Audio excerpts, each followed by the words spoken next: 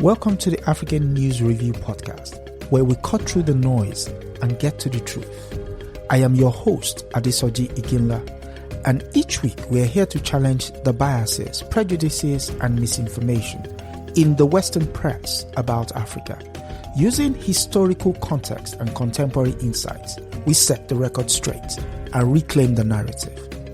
Tune in every Sunday at 12 p.m. Eastern as we uncover the real stories and reshape the conversations about Africa. This is the African News Review podcast, reclaiming Africa's narrative, one story at a time. Yes, and greetings, and welcome to another episode of African News Review. I am your host, Adesoji Iginla, and with me, as usual, are my esteemed panel, begin with sister, who is not a queen, Fubara Eneli Esquire, author of Yourself Revolution, Kwanzaa a Celebration, host Rethinking Freedom, and co-host Women in Resistance. Welcome, sister. Thank you. Pleasure to be here. And happy Father's Day to all the great men out there. Yeah, happy Father's Day. Happy Father's Day to everyone. Yes, Comrade, legend, in-house legend, author, manufacturing hate. The reason why we have this program. I host Black Star News on WBAI 99.5 FM New York. Yes, that's 3 p.m. I enjoy people to listen. You will get a lot more. So that said, news from where you at, sister. Well, of course, we just celebrated or commemorated Juneteenth, and across my community, I lost count after about 12. There were multiple events, everything from line dancing to card playing to parades to pageants to business discussions. So there was a lot going on, and racist lawmakers coming out to give proclamations, which I would never have given them a stage, but hey, it is what it is. But it was good to see the community out. I think there's a lot more we can be doing with these opportunities when we are congregated, but it was good to see people out and hopefully understanding the importance of the commemoration and the work that we still need to do around our common liberation. But yeah. Okay. Comrade? Yeah, so I'm obviously very interested in these recent developments where you now have the President of the United States telling Israel that without me, you would have been annihilated. You would have been eviscerated, and said, I'm the only world leader. Get this. Well, of course, everybody knew that, but it was profound for him to say it. I am the only remaining world leader that you have that is still supporting you. So we have the President of the United States telling Israel that no other country or leader of any country in the world supports you except me. You know, normally you have radicals saying that. But to have the President of the United States, unprompted, without being forced, saying that, now, you can't even script that. And then J.D. Vance, the Vice President, reminding them the same thing, that the weapons, including the defensive weapons that protected you, manufactured by Americans and provided to you by Americans. So stop insulting the President of the United States, who's the only person that can continue protecting you. We are going through some profound times. I don't think Senator Chuck Schumer is going to be inviting Netanyahu to speak in Congress very soon, like he did when Obama was president, to insult Obama. So now, obviously, we see what is going to transpire. Trump says, listen to me, they'll do what I say. Because now the question is, will Israel try to disrupt this deal by manufacturing something or launching another major strike against Iran, forcing retaliation or a major attack on Lebanon or what have you, that Netanyahu is planning? And Trump has already said, we want this deal. They'll have to live with the consequence of this deal. Very interesting development. And all of this, of course. But Israel has pushed back and said America would not exist without Israel, which is wild, and is saying we don't care if we have to go it alone. We are going to go it alone. And Easier they said want than done, to of course. annihilate the Lebanese. They have said, their foreign prime minister said, for every one Israeli woman who cries, they will make sure that there are 1,000 Lebanese mothers who cry. So it's going to be really interesting, especially as there is a resolution, well, not a resolution, but a bill that has been introduced to tie Israel and USA intelligence together in terms of their military integration. Yeah. And Politicians also read the leaves, they read the signs. And the latest polls now show that they're actually now, Americans are more sympathetic to the Palestinian cause than the Israeli cause. And all of this is thank you very much to Mr. Ben Netanyahu, the ICC indicted war criminal. Thank you for what you accomplished by dragging Trump into this war against Iran. And these are the consequences of what he started that even Democrats never would have been able to accomplish. Well, they wouldn't have been. AIPAC has put out a statement raising concerns about aspects of Trump's Iran agreement and urging congressional scrutiny of the deal. So it's going to be interesting because we know AIPAC has a lot of influence on these politicians. So MAGA politicians going to fall out with Trump and side with Israel and isolate Trump? Or will Americans actually, quote unquote, put America first? Which is exactly what JD said. JD said, if it's a question of U.S. interest and priorities and Israeli interest and priority, we're going to go with American interest first. But here's the wild card. Trump does not care about America. No, Trump doesn't care about anybody but himself. The reason they were able to get him to go sign this memorandum of understanding in Versailles is because everyone has figured out what it takes to manipulate him. Some gold, fake gold leaf. Well, you just wave that in front of him. Tell him he's the boss. Imagine the audacity of walking into the G7. Zero self-awareness. I'm the boss. If you have to say it, you already aren't. And also, here's the biggest thing. $300 billion to reconstruct Iran.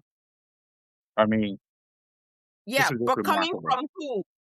If you read the wording of that, it doesn't necessarily say where that $300 billion is coming from. It kind of alludes to other countries are going to be contributing, but the Arab countries are like, we don't know anything about this, and we're not putting in a penny. So no, they will, because they don't want to face Iranian missiles again.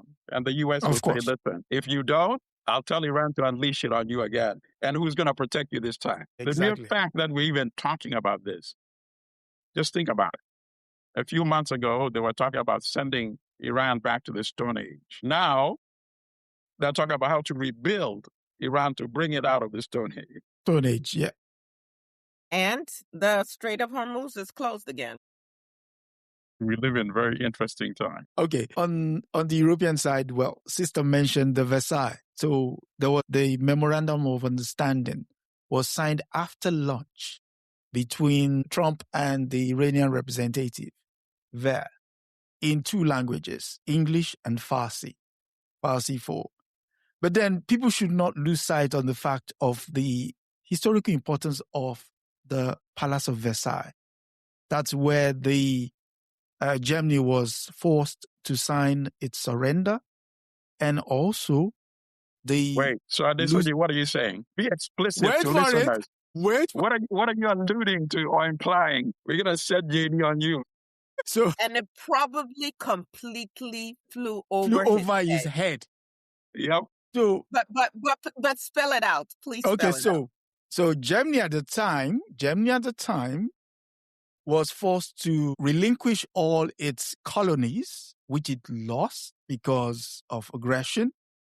But in the case, if you bring it forward, what did the United States lose in going into Iran? All its bases in the Middle East. And Germany was also forced to pay reparations to all the countries in Europe that were attacked. Guess where the 300 million is coming from? You see? So historical relevance. Sometimes these jokes don't write themselves. It's like, wow. They write themselves.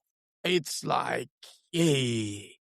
And the dude was signing the stuff and he was putting it up. I'm like, do you actually know what you're doing? He doesn't care.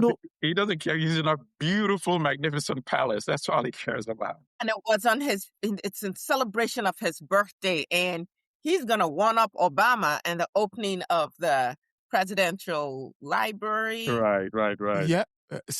Center, something. Yeah. So I was like, okay. So that aside, on the UK front, we might be having a new prime minister come the end of Monday. Mm-hmm. Because Keir Starmer is, as they would say, with his family, with his wife at Chequers. Chequers is the country home of the British prime ministers. And he's thinking of what to do in the best interest of the country. People are saying he's going to resign anyway. So tomorrow he's going to go to the palace. He's scheduled a meeting with the king, His Majesty. Long may he reign over us, because we peasants are not worthy. Not us. Reign over you. So that said, so we might be having a new prime minister, and is that going to be Kemi? No, highly unlikely. It's going to be an internal. It's going to be an internal change of the baton. There was an election, by-election held in the course of the week in Macclesfield, and as a result, one of the Labour stalwarts got into power. And just before people think it's not just a change of guard, it's also the similar kind of ideology, pro-Israel, pro-business. So we're getting the same, but it's just... So just for context, what is forcing him to resign? His MPs, members of parliament within his party, don't quite believe in his leadership, and so they've been forcing him to... Based on what? What are they specifically? A host of reasons. One is the fact that he flip-flops when it comes to policy decisions. So, okay, the latest being there was supposed to be a social media ban on under 16-year-olds here, and the moment parents pushed back a bit, he relinquished. Before, it used to be the case of we're going to go hard on Israel. He relinquished. On the far right, he relinquished. So it's, the flip-flops are just too many, and it just came to a head, and the MPs just decided, you know what, we don't have any confidence in your leadership, and I think it's time you left. And so, yeah, we're here. And also, his handling of the situation with the Epstein files, with Peter Mandelson. So imagine, we're losing our prime minister. Meanwhile, the main man that was involved in the entire thing is in Versailles signing over America's surrender to Iran. Well, I didn't say that. So let's go to our first story of the day. That comes from the Prime Minister, from the Guardian. It's that Prime Minister of Barbados, Mottley, announces Manifesto for slavery reparations. Updated document which emphasizes harm done to African women is being considered by other Caribbean countries.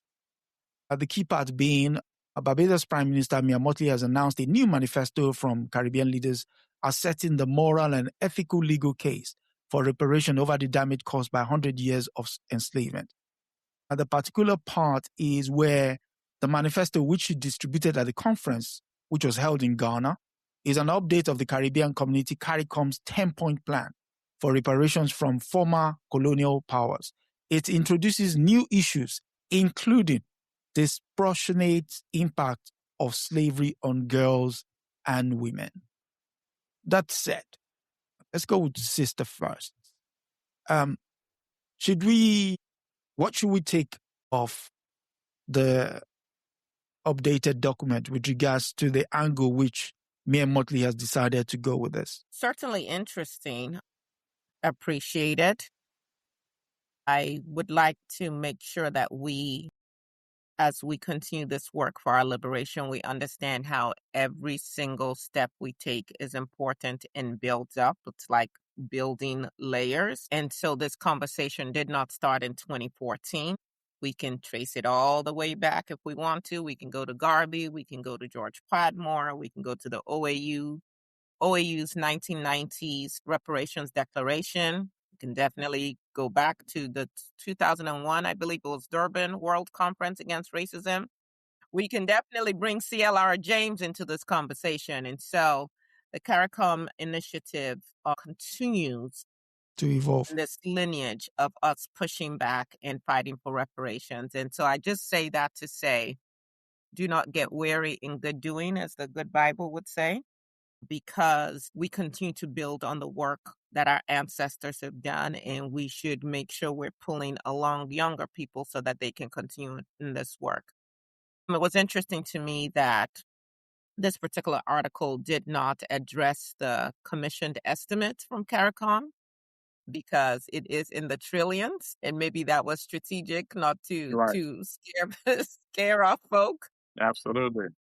But just talking about it being a moral, ethical, legal case makes it really abstract. And I think many of us are at a place where, no, we don't just want the performative, this was bad, or we're sorry, because as we will go through in the other articles we'll cover today, if we had our resources, we would be able to provide for ourselves in a very different way. Yes, of course. And address a lot of the issues that we're currently dealing with. Now, this is not going to gain me any fans, but I do know that the other side, because as a lawyer, you always look at, okay, what's my best argument, but then what is the argument from the other side, and what am I going to do to address their possible arguments? And of course, what this article doesn't cover is that there is definitely the contentious question about what role African elites played in this as well. very much so. And so once we finally start really parsing through the dollars and the money, whatever currency it's going to be in, I think it's important that African elites learn from the roles that our ancestors also played. Even albeit that there were different kinds of pressures, we understand gunboat diplomacy, all of that. But we also know that we've always had some bad actors amongst us who do not look out for our best interest. And we see their modern day descendants in the form of people like Tim Scott and Clarence Thomas, who cannot wait to build against his own interests. So, at this point, we continue to make, I think every step is leading us towards progress. But of course, there's no enforcement mechanism that has been identified. It's a vision at this point, not yet a claim with real teeth. But I'm grateful for the leadership of Mia Mottley. Oh my goodness. The courage of Mia Mottley, the vision, the intellect of Mia Mottley, her ability to stand in all kinds of spaces and just speak truth to power all the time. I wish we had more leaders such as her in positions of power across the African diaspora. Stay with us. We'll be right back. Just taking a quick break here on the African News Review podcast, but don't go anywhere. If you're enjoying our deep dive into the real stories behind the headlines, make sure to subscribe so you never miss an episode.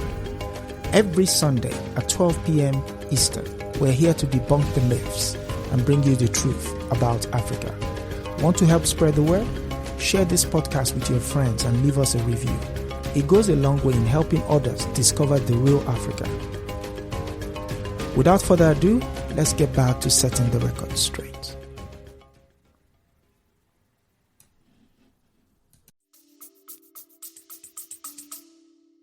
Well, why do you think she is focused on women and girls? Well, why do you think? No, I'm asking you. I asked. Well, I mean, certainly, I was thinking about that question, particularly as we look at, I was doing a study on some slave records in Bell County, and looking at how Black women were used and bred, right? And looking at the slave records from 1860, actually, and how many were listed as mulatto. And they weren't mulatto because Black men were sleeping with white women. They were mulatto because white men were forcing themselves on Black women. And so that is yet another layer when we talk about reparations. And, I bring this up all the time when we look at wars across Africa and the specific impact on women and children, is that we are dealing with what our entire community is dealing with. But then there's a whole other sexual layer to it that is extremely destructive to the psyche, to the spirit. And if we're counting all the costs, why not? I mean, I was hoping you were going to mention the fact that in Barbados itself, See, the that's why I girls, asked you why you asked the question, because I knew there was something in particular that you wanted. Go ahead. because the girls did not, a majority of the girls that passed through the plantations in Barbados did not live to see their first menstrual cycle. So I think that was why she probably honed in on the fact that that had to be highlighted. And it was the Church of England, that held some of the largest plantation in Barbados.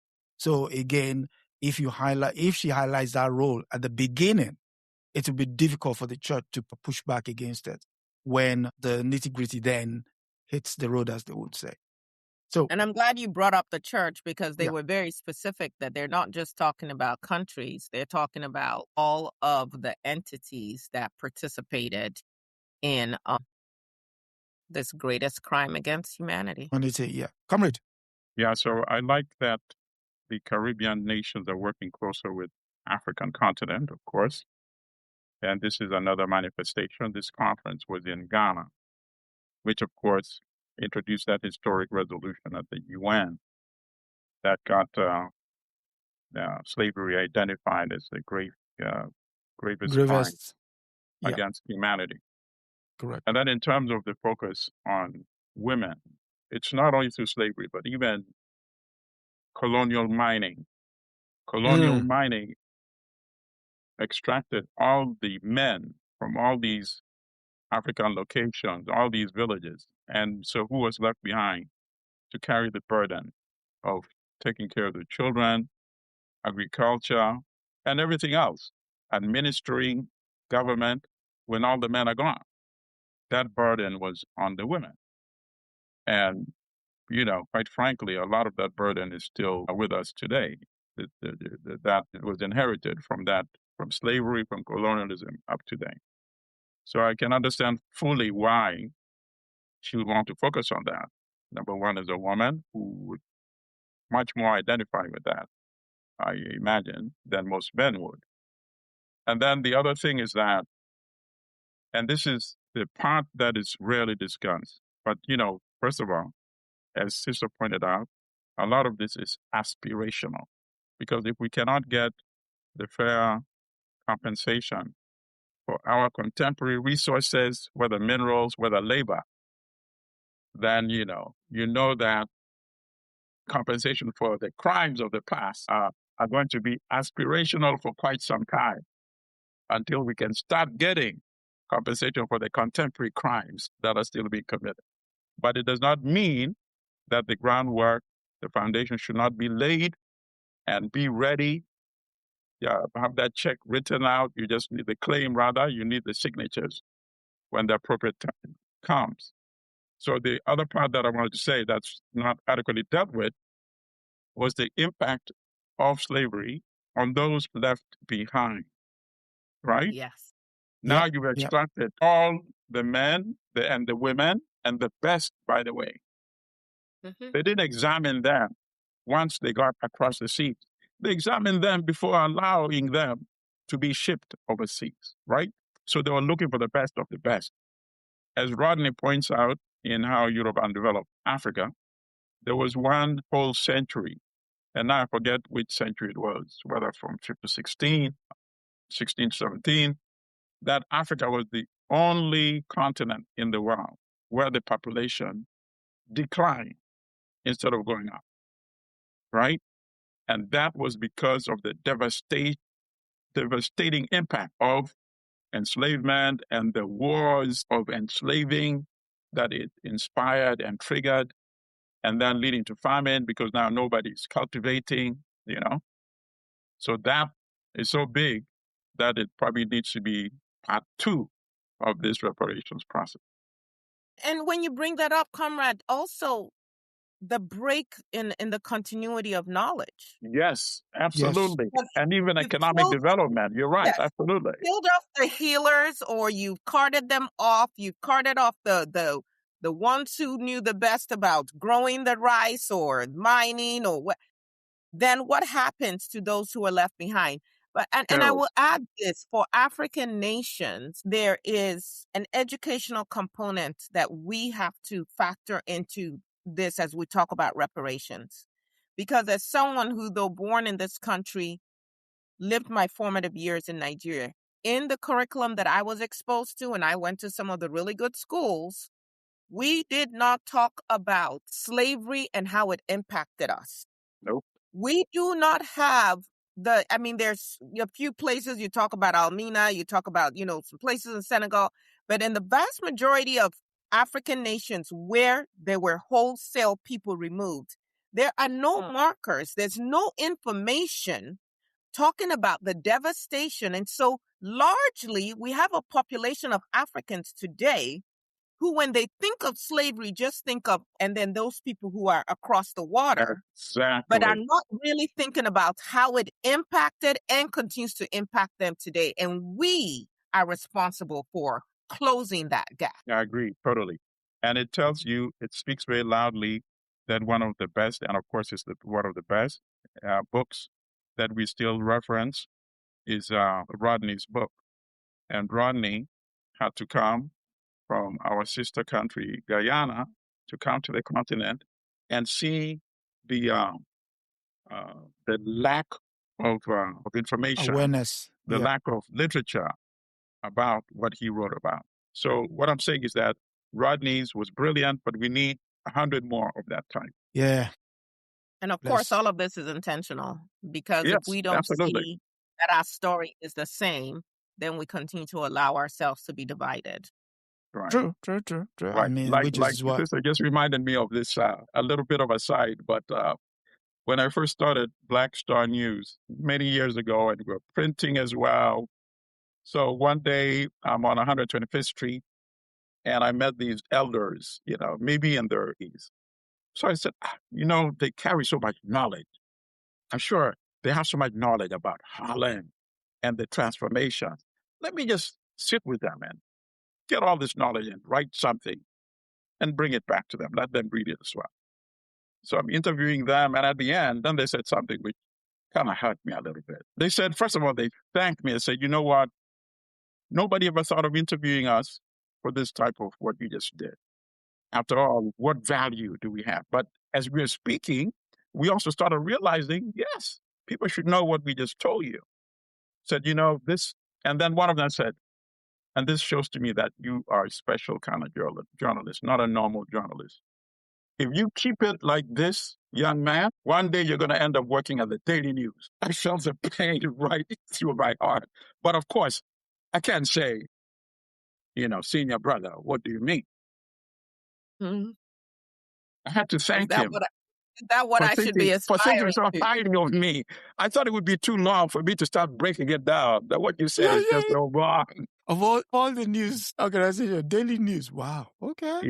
Yeah. So we have a ways to go, but we have to keep. We have to. Yeah. I mean, again, just like your sister said, it is this lack of knowledge that has bred so many of these so-called diaspora wars online. You hear them say some of the most outlandish things, and like, okay, because again, if you do not know and you're talking, and what I find strange about this present generation is also, and not just this generation, but also our group, is there's this courage in ignorance, and it is shocking. It's like you say that because you're putting it on the internet, and the internet is permanent. Someone just needs to capture it. You might delete it, but then it starts a new journey of its own. And it's like, you've already said it, it's out there. It's like the Yorubas will say, you could crack an egg, but you can't uncrack it. You know, the egg is already there. You're going to have to make an omelette or something. But, you know, is it really shocking? I mean, there's a short 6-minute, I think it's extracted from a longer presentation, but it's in that 6-minute section on YouTube. You can't hate the roots of a tree without hating the tree, by Malcolm, and it's taken from a long presentation. And he breaks it down very simply. He understood. He said, listen, during the colonial rule, all the images we got about Africa was savages, cannibals, barbarians. Who would want to identify with Africa? Certainly not you and me, We didn't want anything associated with Africa because of that. We didn't even like our hair. We didn't even like our skin color. We didn't like the shape of our nose, right? And it made sense. And that's what we're doing. And he said, what actually made the nation of Islam grow was identifying with its African roots and its African culture. He said, because secretly, the black man and the black woman in this country, unbeknownst to them, at the back of their mind, they actually connect and relate to Africa. So Malcolm spoke about that. So it's not surprising when you're told every day, you won't amount to anything. You can't accomplish anything. You won't amount to As a young kid, imagine growing up like that. Yeah. Okay, we go to the next story, which comes from the Financial Times, and it reads, the resumption of 20 billion, from the Radio France International. It's the resumption of 20 billion Cabo Delgado's gas project reignites hope and resentment. The resumption of one of the world's biggest gas projects by French energy, Total Energies, after a 5-year suspension following a deadly jihadist attack, has raised hopes of jobs and prosperity in northern Mozambique.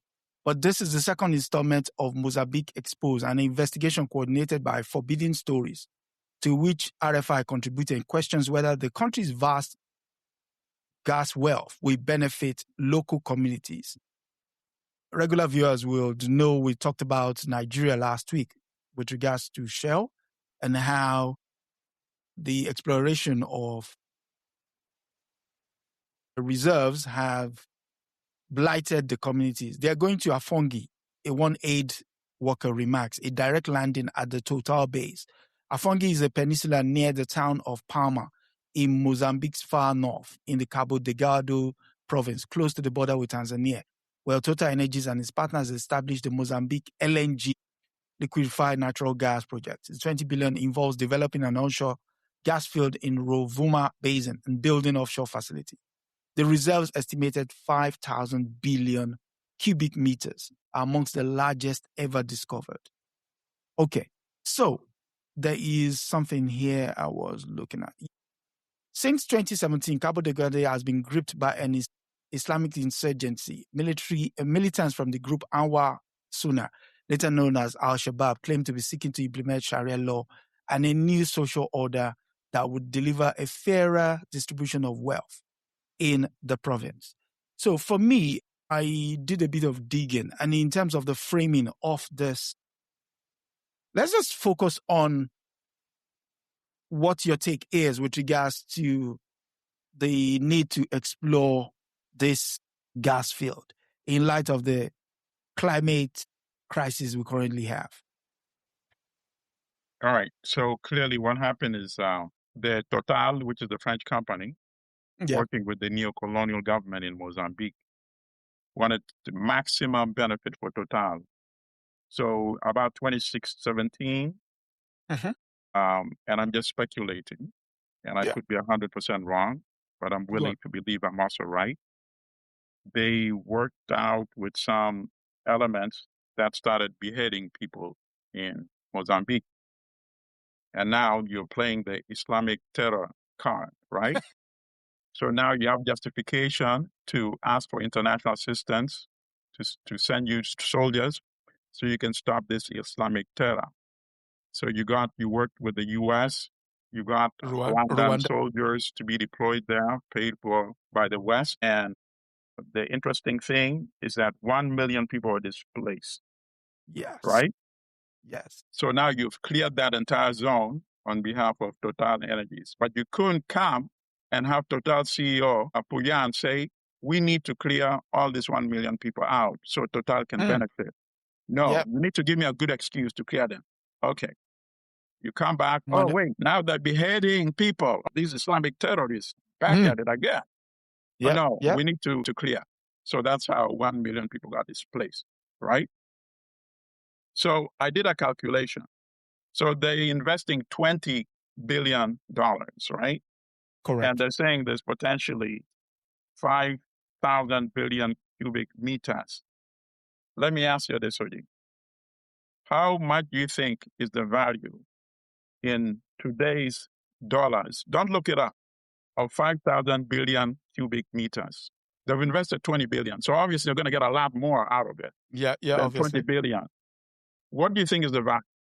Just a wild guess. I'm willing to go out on a limb that you're looking at just under $1 trillion. Okay, you're actually close there. It is $670 billion. So it's 67% of $1 trillion. So we're thinking in the right direction. You see, And you can't, they're getting a multiple of 330%, right? And you can't afford to resettle the community. Of course, 1 million people, that's a hindrance. That kind of money, they would get rid of 10 million people probably. We were told that 20 million people were extracted, right, during slavery. Oh, they're not going to leave $670 billion on the table. So that is the story in Mozambique. And will Mozambicans benefit from it? The answer is, of course, no. Otherwise, they should say, okay, you put in 20 billion, we're going to double it. We'll give you even 20 billion, provided we keep 650 billion. But we know it's not going to work out that way. Sister, the floor is yours. Sister, go ahead. Kwame Nkrumah said in 1965, so 61 years ago, flag independence with the extraction relationship intact. Just for context, for those who live in the United States of America, looked it up. Jacksonville, Florida has 1 million people. Austin, Texas, 995,000. Fort Worth, Texas, 990,000. San Jose, California, 970,000. Columbus, Ohio, where I was born, 930,000. Indianapolis, 900,000. Seattle, 780,000. Washington, 700,000. I just want us, again, when we're talking about this, so that it's not just an article, just words. Even if we are to use their figure, which I doubt is accurate, it's probably true. 1 million people displaced. That's what displaced. What the heck does displaced mean?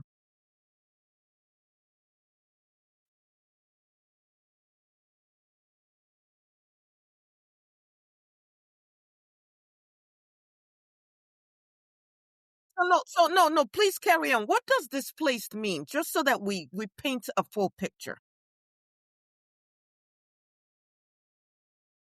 Objects, yeah. Human beings, yeah.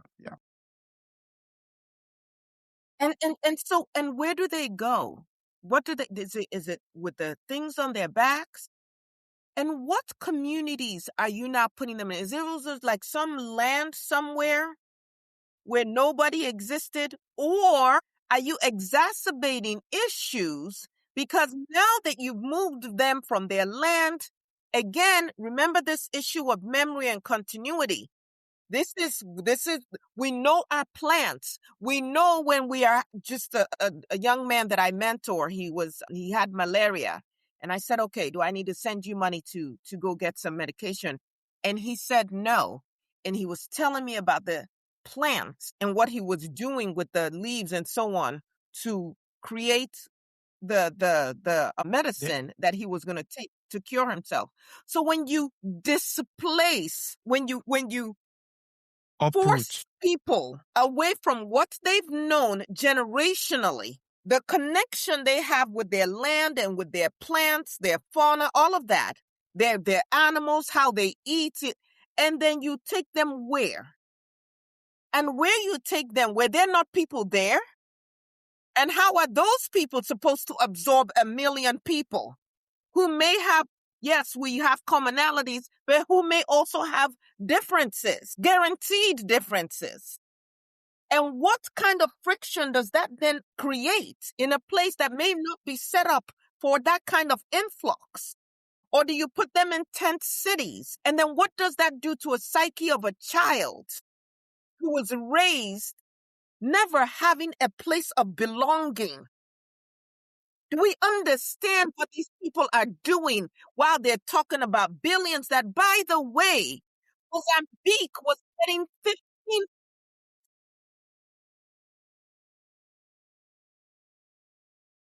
Mozambique was getting 15% of that 20 billion on its own gas discovered by a Texas company, which now sold their rights to Total, to a French company. I tell you, it's hard to do this review because when you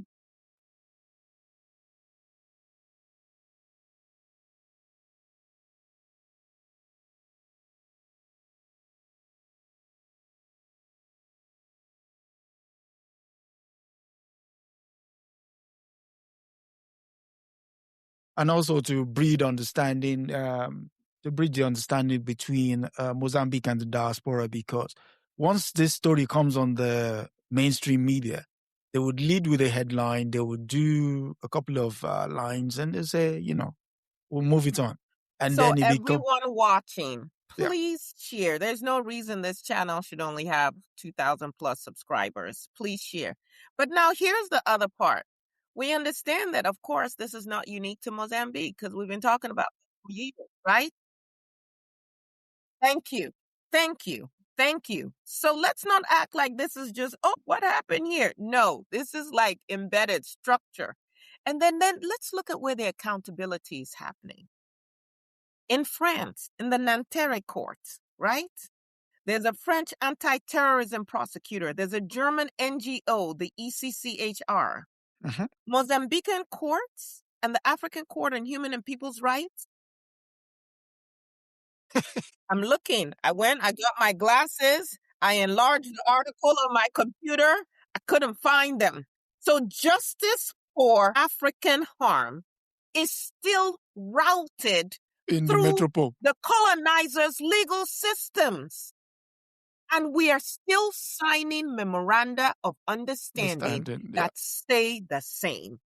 You will never be held accountable on African soil. How? Again, my people, you've heard me share this before. How are my chicken going to be signing agreements with the fox, with the snakes, and then saying, and if there's an issue, we trust you to handle it in your courts and provide justice? How? Even the chicken know better. Black people, Africans.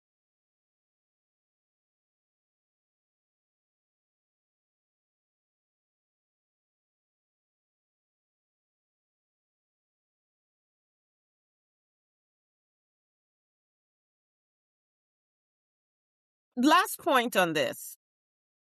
The litigation is in France. The audits were commissioned by Total Energies itself. Police investigating the police. An EU-funded development program. No external controls. No mention of Mozambican civil society having any leverage beyond a complaint.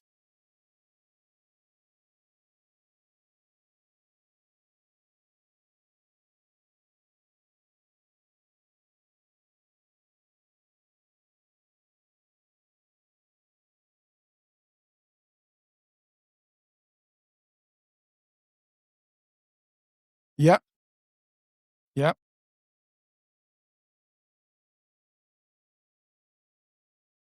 Prime Minister.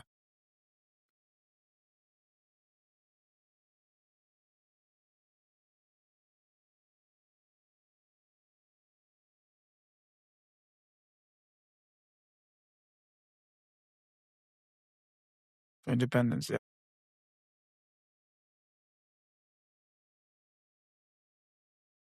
I have a copy there somewhere. So, yeah. Again, the headlines, what we do here is go beyond the headlines because the framing matters. This story now is going to frame the Africans, the poor Africans in this case, nothing other than, savages, murderers, beheaders, and jihadists. The truth is, extraction knows no bounds when it comes to,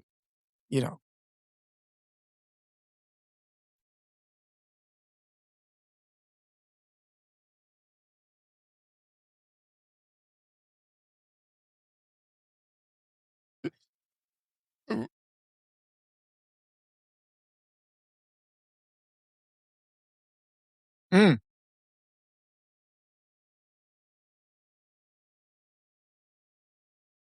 true.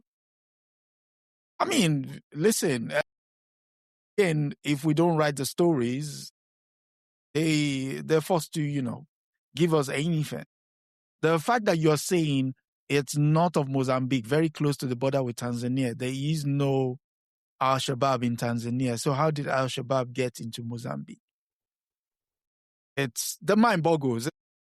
The thing is not adding up. But hey, the editor, wherever he is, sits, writes his story and what have you. Okay, the next story comes from the Financial Times, and it's that we've done this story before, but this is an update. So, DR pushes Belgium to release millions of colonial-era documents. The Congolese minister met Belgian officials to discuss record mapping former colonies' mineral wealth. The DRC of Congo is upping its efforts to regain access to a trove of historical geological records stored in a Brussels museum in a bid to accelerate the discovery of new critical minerals in the country. Well, our chickens again are making deals with the fox.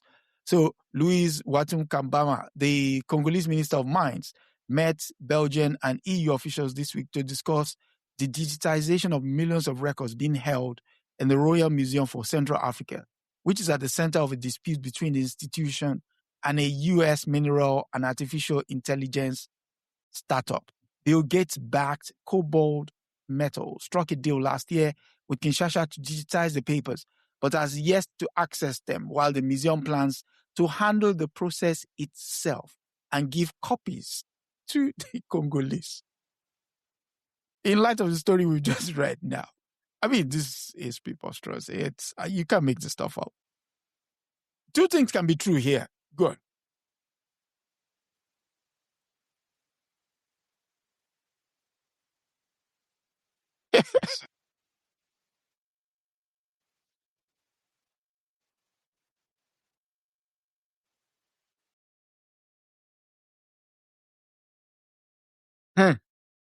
Yeah. I know how on top of it I am, as much as I'm so disgusted and really saddened, because at the same time the DRC is kind of like between a rock and a hard place, if you will, in terms of how they get access to the records on their own wealth. And as I was reading this article and thinking about all the stories regarding extraction from Africa, it's just thinking about how, call it capitalism, call it Urugu, but just this idea of you come and you're not thinking about how to live peaceably or how to enhance a place. You're always just thinking about how to extract and destroy. So first it was our bodies.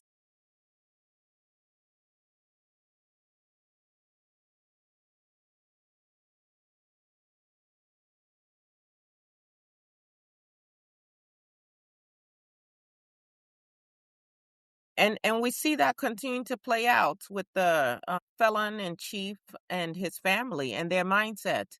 We were on Rothschild, and let's not even get into the Rothschild. We're on their yacht, sailing the Mediterranean or whatever. And we see this island. It's so beautiful. Well, swimming. And so what do we decide? We decide to explore. We're the descendants of Columbus. And she got to make it dramatic. We explored in our bare feet. delicate feet, and we see all this beauty, and we say, Of course, we must own this. This. This must become a playground for the super wealthy. Let's call the Albanian prime minister up and strike a deal. That's your first mindset.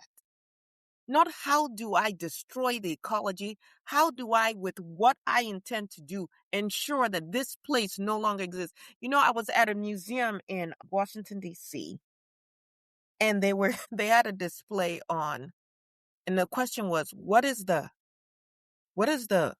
biggest or the main predator of animals in the world? You know what the answer was? White men. No. Unfortunately, they said human beings, but no. What they should have said is white men and their wives and their women. They're all one. I'm not giving white women any pass because they're actually sometimes more diabolical than their men. But this is what they do. They destroy. So getting back to the story, the Royal Museum for Central Africa. Yes. Built substantially on wealth taken from where? The Congo. Under whom? King Leopold II. That cost how many lives? 20 million lives. And so the article treats the Tervuren as though it's just this neutral archive, rather than naming what built it. No mention of any kind of restitution reckoning for Belgium. The 2018 through 2022 debates overlooked over the looted artifacts.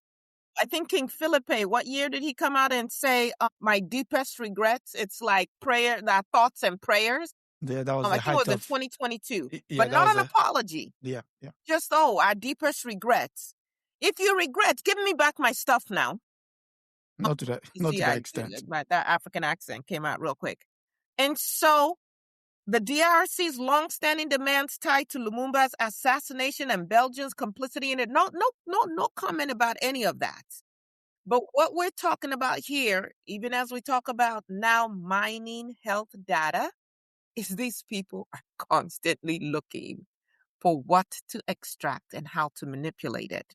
And so the fact that these folk have the knowledge of Congo's own geology, generated using Congolese land and labor, but 65 years after independence, this knowledge remains a Belgian-controlled Resource. asset. Yeah. It's still making money for them. Copies. We will give you a copy. First of all, we're not even controlled, so we don't even know. When you tell me you've given me a copy, have you given me everything? What did you hold back? How did you interpret whatever it is that you decided to give me? And then now comes Bill Gates. Mentioned, what do they say, 1,000 times in the Epstein files? His wife so disgusted that she decided, I'm walking away from being your wife and the family we built because I cannot deal with the evil I know that you are. His company, backed by the U.S., is now competing with the former colonizer. And let me not let Bezos off the hook because they're the two involved here. What are they looking for? Exclusive access. You see these people? Like the hubris. Something that does not belong to you at all. Something that was stolen. You got it under criminal means. Now you want to be able to get that and have exclusive access. So again, DRC is between a rock and a hard place. Am I negotiating with Belgium? Bezos and Gates? Gates, yeah. Or with the colonizer Belgium? And the restitution, in quotes, is happening on Belgium's timeline. In their own language, they will decide who controls and the time period over which these copies, which by their own admission is in the millions of documents. Can you imagine? Now, if Congo had that information, all of the information, would that not allow them to better strategize their growth over the next 5, 10, 15, 30, 50 years? Would that not allow them to be able to negotiate even their debt in a very different manner? Of course. And that's the other piece.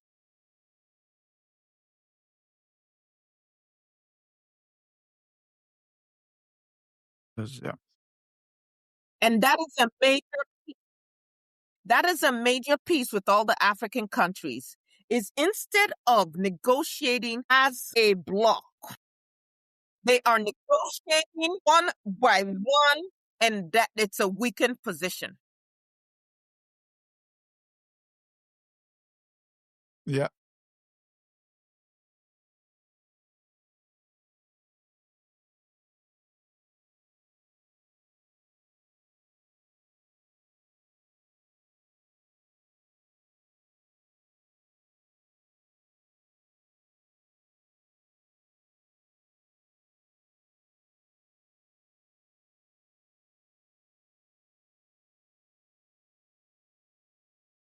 And yet we do have organizations and skilled scientists who can assist with this. There's a South Africa Council for Geoscience.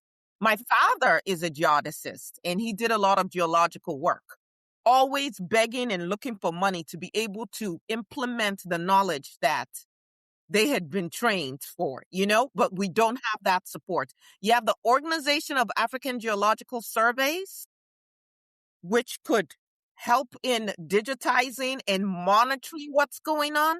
Yeah. And so we actually need to look to ourselves. And so when we're reading in another group called Nubia, some of you might be aware of this, we're reading the book, The Second Emancipation. And what you see is Kwame Nkrumah coming, to the Western world and asking Africans in the diaspora and Africans, who were displaced or for whatever reasons are now over in these Western parts, to come back home and to bring their gifts and their talents.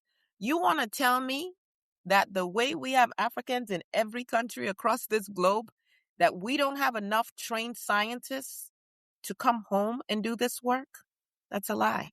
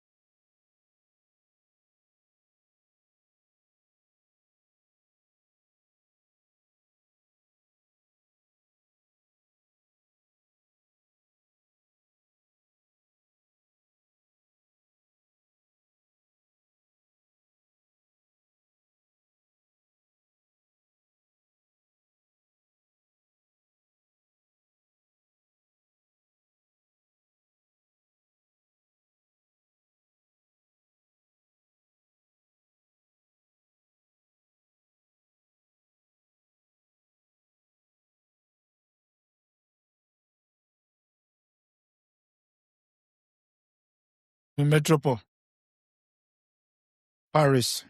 Yeah.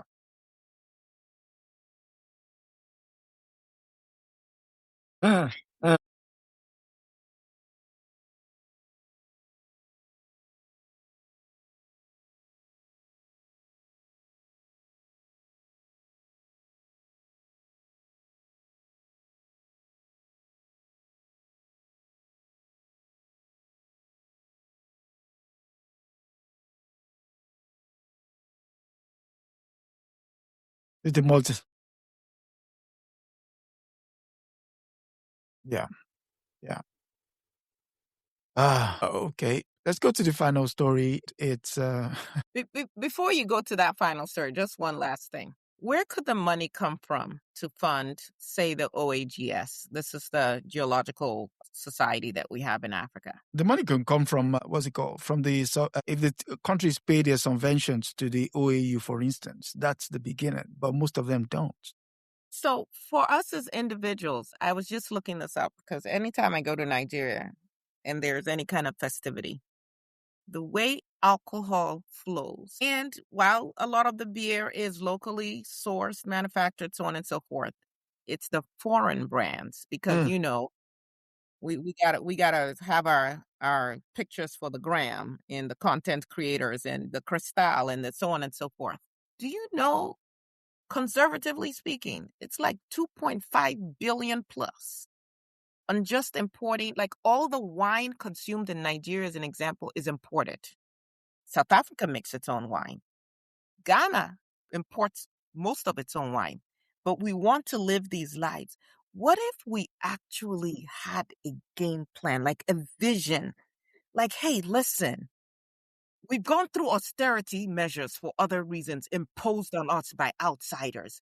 What if we bought in? And I'm talking to the African elites. I am not talking to the average person in a village trying to make sure that they have a rope on a bucket to be able to fetch water from a well. That's not who I'm talking to. I'm talking to us, the African elites. What if you guys just said, okay, my usual budget for alcohol for my party is, no, I'm not making this up, it's 10 million naira for one night. We're going to, for every party, 50% of what my typical alcohol budget, foreign purchased items would be. I'm going to put that in a different pot. This goes to our own organizations. We start funding ourselves. We saw what was done with the dam. Yeah, in Ethiopia. It took a minute. It took a little while. But this debt that we have on our necks is going to take way longer than if we decided that we matter enough to fund what's important to us. And by the way, this is not just for Africa. This is also for all of us, wherever we are in the diaspora. Always looking for someone else to come and save us. They don't care about us. How about we start caring about ourselves enough to make little sacrifices? Notice, I didn't say don't have a party. I said just cut the alcohol budget by half.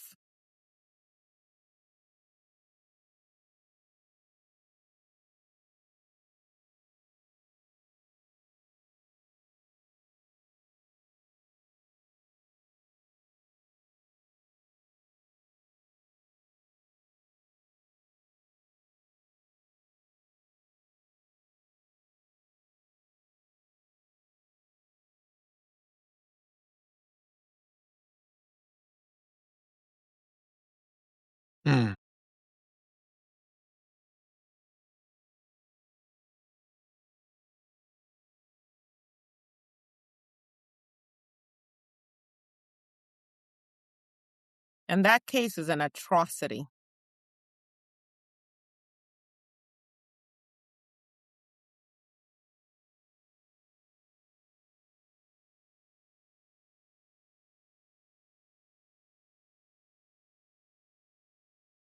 Mm-hmm.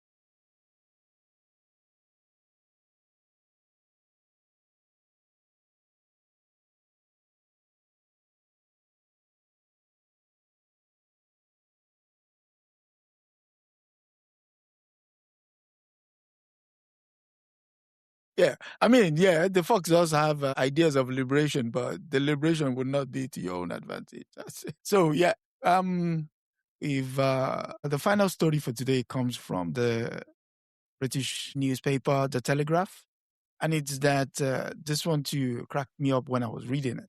It says British arms dealer guilty of selling fighter jets to warlords. London and Greek co-defendant convicted of supplying planes, helicopters, guns, bombs, grenades, and missiles. I mean, they went into detail. And then you get here. A British businessman brokered the sale of Russian fighter jets and helicopter gunships to despotic regimes across the Middle East and Africa. David Greeley, 68 from Croydon in South London, was found guilty at Southern Crown Court of facilitating arms on the black market to war zones in Libya, Sudan, and South Sudan. And where's the other part? Greenley, a divorced father of two, became a high-profile figure in Africa over his relationship with Shanita Namoyibwa, a former prostitute-turned-socialite from Kampala who was 30 years younger than him and known in the media circles as Bad Black. I mean, if you go through this story, it's essentially how can I say it? Just trying to highlight the fact that this guy is selling Russian weapons. But I'm minded to hear what your opinion is of it. Comrade.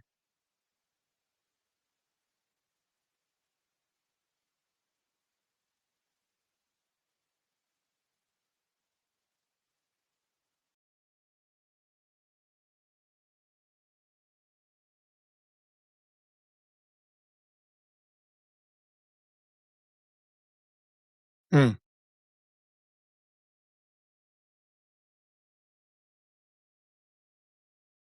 True. Yeah.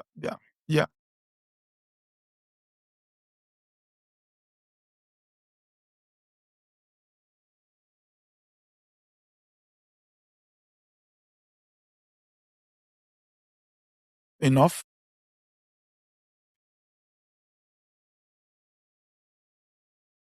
She liberated some of his.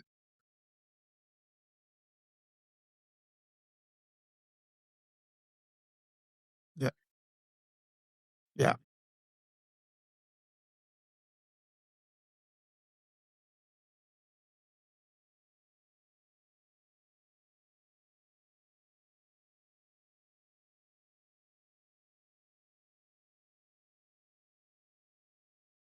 Yeah.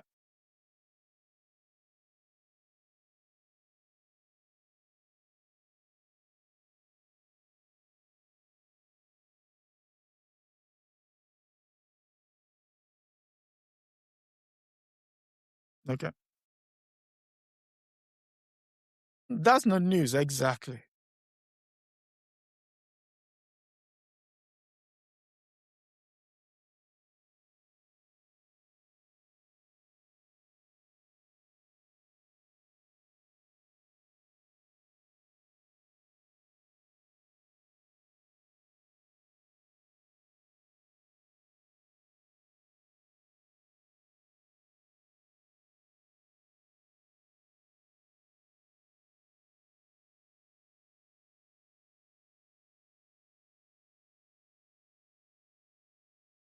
Women.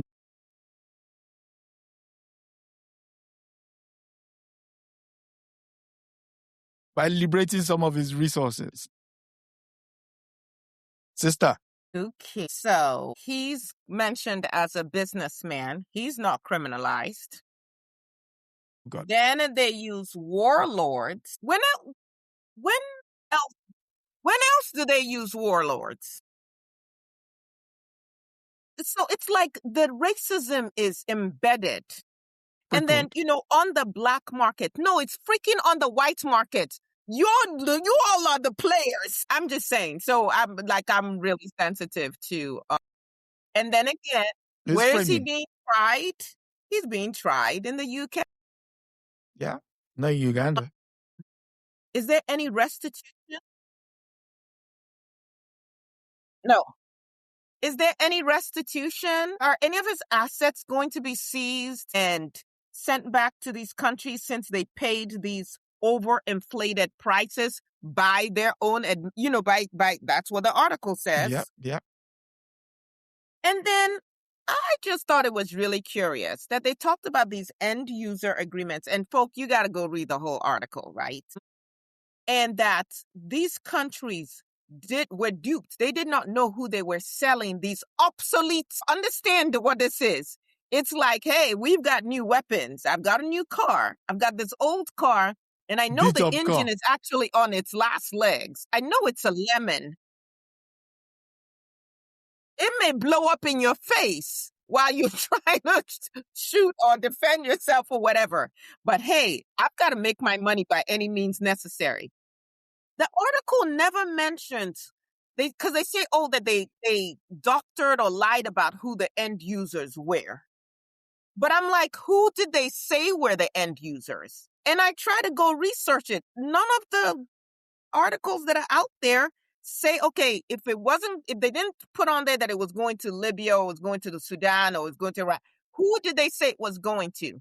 When you saw these receipts, these end user agreements, did it make sense to you who they said that was purchasing it? Because if they're not sanctioned and they can buy directly, why would they be going through these shady middle people? So you guys are all complicit. You cannot convince me you all are not all complicit because you wanted to make your money getting rid of equipment and ammunition that you no longer needed.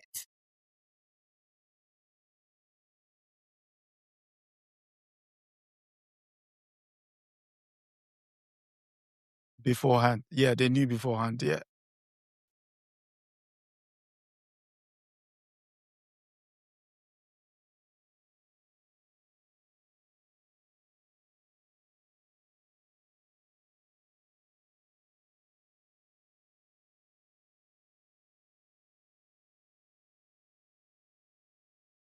But to be fair to him, he didn't say they would work. He said you wanted weapons, and they said yes, and he gave them weapons.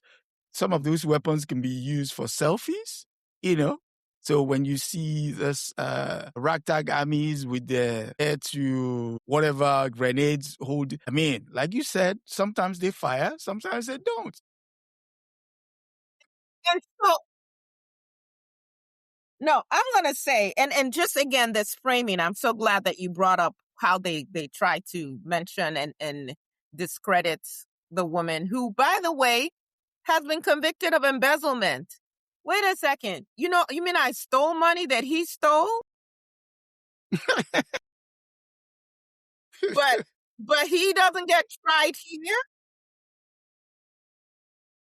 Listen, the only time you can now say, oh, prostitute turned socialite, and I will be okay with it in her reference to her, and I don't know who this sister is, or how warped her mind became that she decided to let herself be used in this way, or maybe she thought she was doing the using, is when you start saying, how would I put it?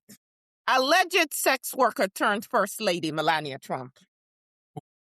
Hello. I said alleged. Listen, all I know is you were modeling absolutely stark naked. The pictures are there. I didn't take them and I haven't put them out there. So if you will always refer to her as first lady so-and-so, but not nude model turned first lady, then don't dare do that with this sister. That's the nonsense y'all do and try to act like you're so objective. No, stop it.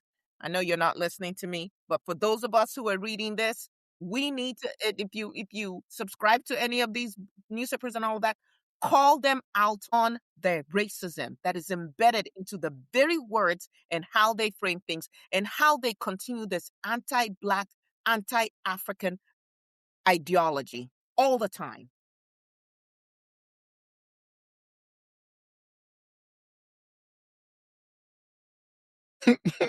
I mean, she has a point. It's like, how do you embezzle stolen money?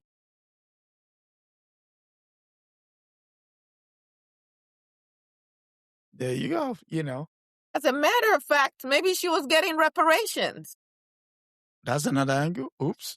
You stole it from us. I'm taking it back. I'm going to spread it to some of my family and friends. I'm Robin Hood. Well, that...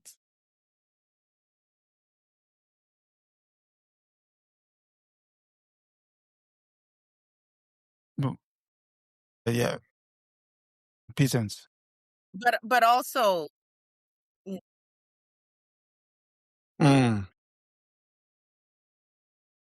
That's true.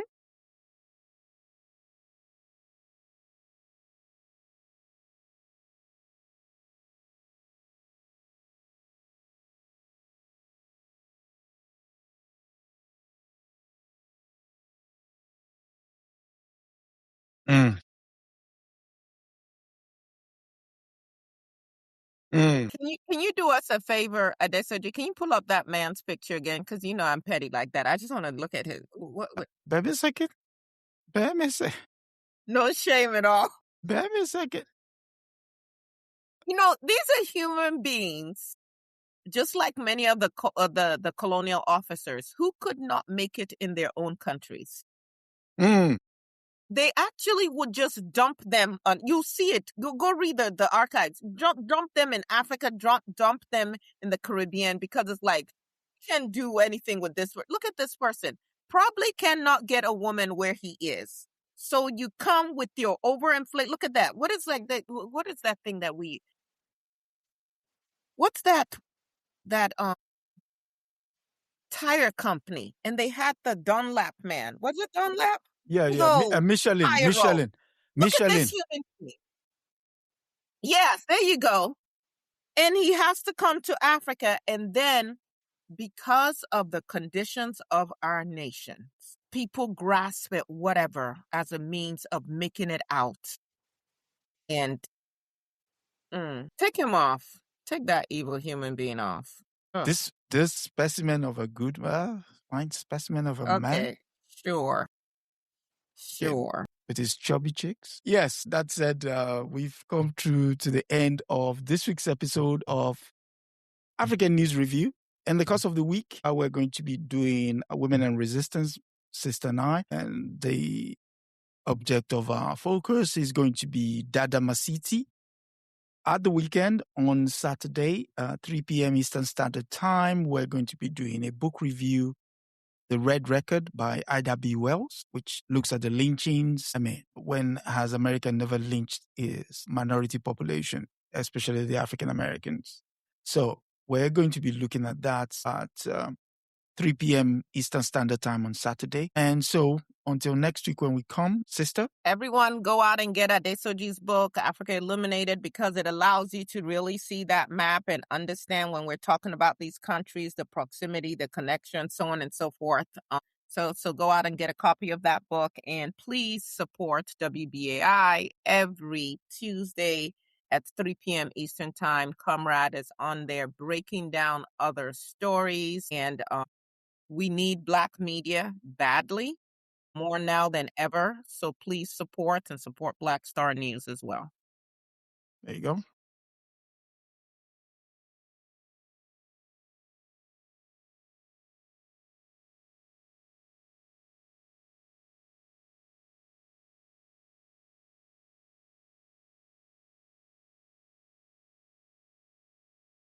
That's true. Yes. And so with that, until next week, it's good night and God bless. That's a wrap for this week on the African News Review podcast. We hope you are leaving with a clearer, more truthful picture of Africa. Remember, every story has another side, and we're here to uncover it. Don't forget to join us next Sunday at 12 p.m. Eastern as we continue to challenge the narratives and reclaim Africa's voice. If you've enjoyed the show, be sure to subscribe, share, and leave us a review. Until next time, keep questioning, keep learning, and keep seeing Africa for what it truly is.